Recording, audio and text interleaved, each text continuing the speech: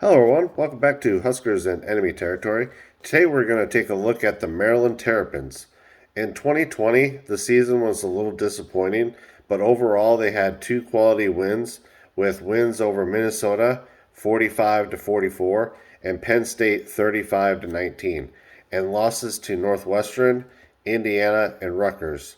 Now, let's look at their strengths and uh, like Tua and Lockley's offense at Alabama, Tulia has a huge arm, is able to play alive, and at any time can have a big play ability, basically.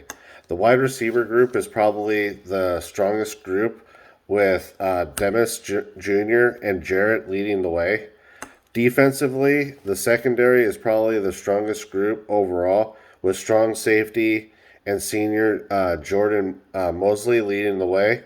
Also, the front seven has gained a lot of depth from a year ago and will need to prove themselves over the next few or the next year. Now, if you're enjoying the episode, consider a like and comment how do you feel Maryland's season will go, and will they have a winning record and make a bowl game?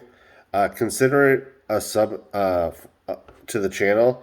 It helps the channel and it's free.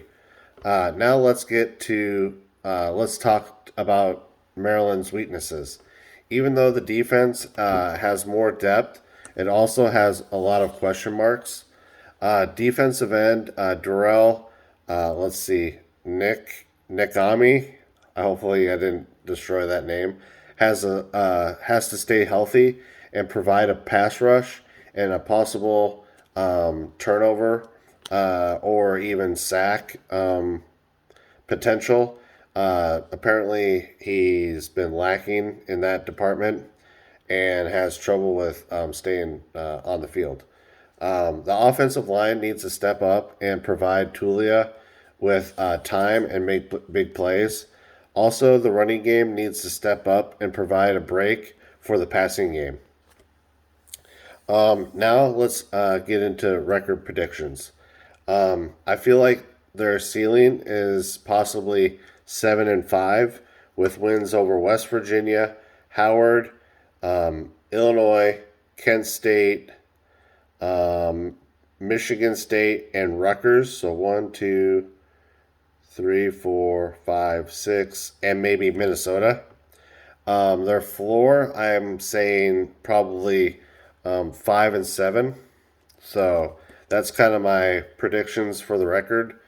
Now on to a fan prediction or reaction or whatever you want to call it. It's Alex from Twitter, and his handle is Alex JLOUTSCH,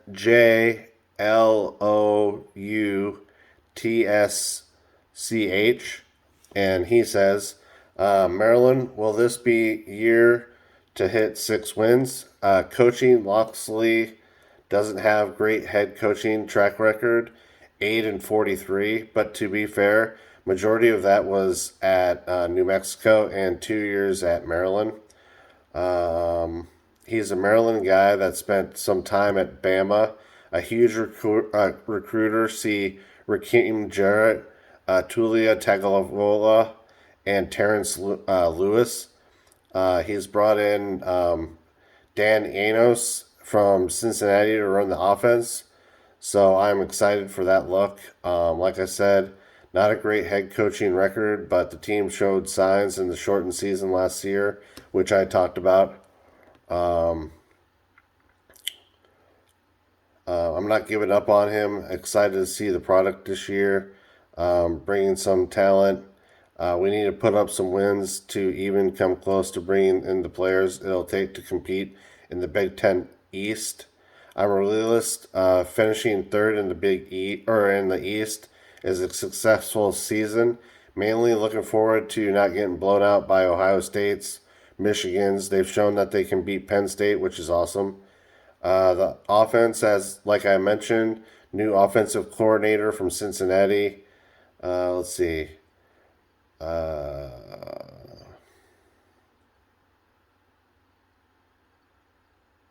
Talks about the offensive linemen, our offensive group. Um, there's going to be some growing pains. Two offensive strengths are the quarterback and wide receiver. I'm excited for year two of Tulia. Showed some great flashes against Minnesota and Penn State, but he had inconsistencies, which I talked about. He talks about the two wide receivers that I brought up. He thinks they're close to Stephon Diggs and DJ Moore. That'd be pretty crazy. Weaknesses, defense.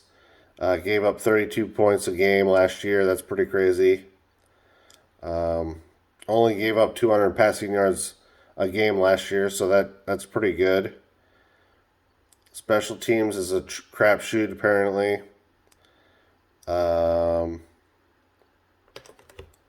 Wow, Ron Zook is the special teams coach. That's crazy. I didn't know that. I didn't read that in my little book that I got. He thinks that optimistic 5.5 over. So he thinks maybe realistically 6-6. The realist in him says 5-7, which I said. The bottom is 4-8. So that was a pretty good. I think I'm on par with him a little bit. Maybe I'm a little high on him. Now let's get to another Alex. Alex at handle AlexZ underscore 014. Let's see. Let's kind of scroll up with him.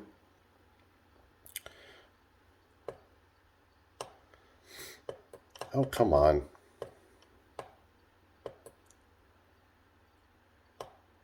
I don't want to run late, though. Okay, let's see. So, one of the biggest improvements this season was cornerback position. Tarshib Still and Deontay Banks emerged for 2020. Some of the best corners in the Big Ten. I didn't really read about them too much. They said he's super deep at the linebacker positions. Might be one of the strongest groups. I read that it might be secondary, but okay, you know.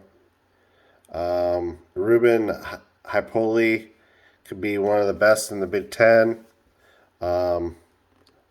Fa-Naji Gode will be complement to Hypoli in a great way. Incoming Brendan Jennings is with huge potential and could start as a true freshman. I think our weaknesses are at running back. We have Fleet Davis, redshirt senior, returning. Isaiah Jacobs, who's probably be in the back position. But he says we're not deep enough in the running back position, which the magazine talked about that a lot.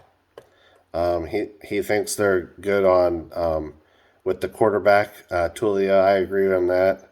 I think he could be a good quarterback this upcoming year. He thinks that he could be one of the top quarterbacks in the division or the Big Ten. I think so. O-line has been a weakness for us for a while, which some of the Big Ten teams have just been able to take advantage of. Jalen Duncan is one of the top tackles in the conference, and he thinks he's draft worthy. Mason Lunsdorf is probably going to be a starter too after 2 years of limited playing time with us. Let's see. He went 1, 2, 3, 4, 5, 6, 7, 8. He thinks 8-4. And his floor is probably 5-7.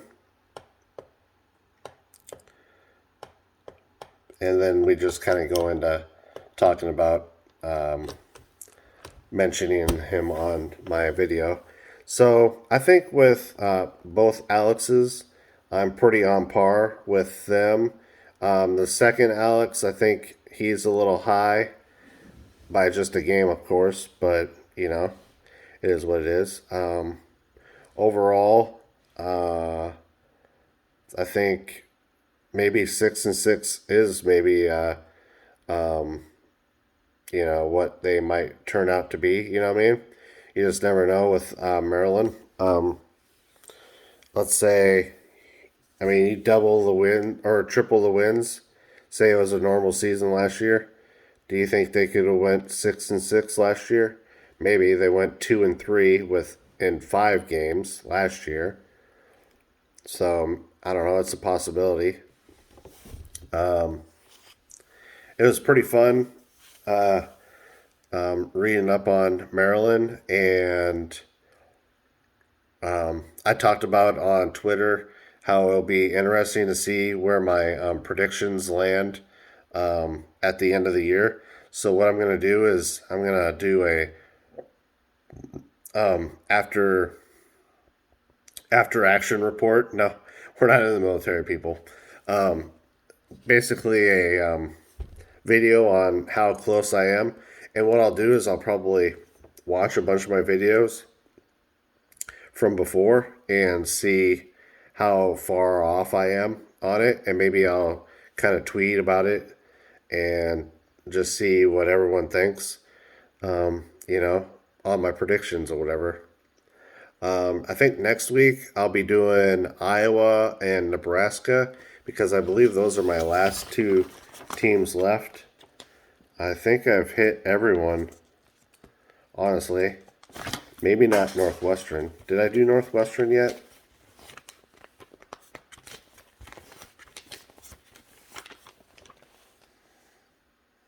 I might have Northwestern still. I'm not sure. Yeah, I think I might have Northwestern. So maybe I'll do. Because I want to do Iowa on a Saturday so I can have my fans' perspective be my wife. So maybe I'll do 3 next week. I'll do one. I'll do Northwestern, Nebraska, and Northwestern, Nebraska, and Iowa on Saturday, and then I'll probably use Hawkeye Matt as my other Hawkeye fan perspective for Iowa, which will be fun. So thank you for everyone that watches. I hope to see you next week talking Northwestern football on Monday. And as always, go Big Red.